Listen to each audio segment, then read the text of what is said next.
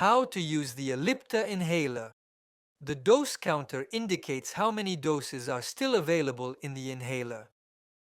Start by opening the cap by tilting it downwards.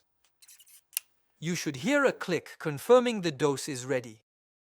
Position the inhaler in front of you, ensuring your fingers are clear of the air vent. Stand up straight and prepare to inhale the medication. And hold the inhaler vertically in front of you. Slowly and completely empty your lungs. Outside. Place the mouthpiece in your mouth. Seal your lips around the mouthpiece and breathe in through your mouth. Breathe deeply. Take the inhaler out of your mouth and hold your breath. Hold for 10 seconds. Breathe out slowly away from the inhaler and return to normal breathing. Close the cap.